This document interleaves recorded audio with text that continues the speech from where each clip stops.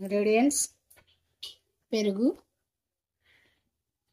పసుపు, ఉప్పు వేసి ఉడికించినటువంటి క్యాబేజీ తరుగు, జీరా పౌడర్, పచ్చిమిర్చి తరుగు, పెప్పర్ పౌడర్, పోపు దినుసులు, కొత్తిమీర, ఆయిల్.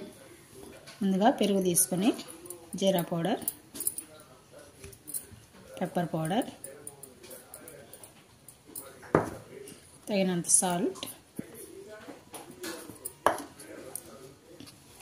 తర్వాత ఉడికించి పెట్టుకున్నాం కదా క్యాబేజీ తరుగు వేసుకోవాలి. క్యాబేజీ తరుగు వేసుకొని మిక్స్ చేసుకోవాలి. ఇలా అంతా బాగా మిక్స్ చేసుకున్నామండి. ఇప్పుడు పోపు రెడీ చేసుకున్నాం. స్టవ్ వెలిగించుకొని ప్యాన్ పెట్టుకొని పోపు దినుసులు వేసుకున్నాం. తర్వాత పచ్చిమిర్చి వేసుకొని ఫ్రై చేసుకున్నాం. పోపు అంతా రెడీ అయిందండి. ఇప్పుడు రైతా కలుపు.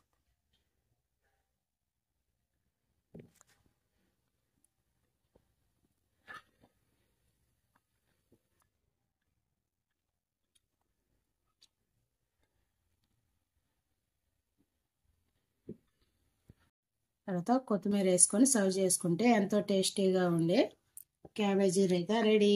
మా ఛానల్ మీకు నచ్చినట్లయితే లైక్ చేయండి, షేర్ చేయండి, తప్పక సబ్స్క్రైబ్ చేయండి.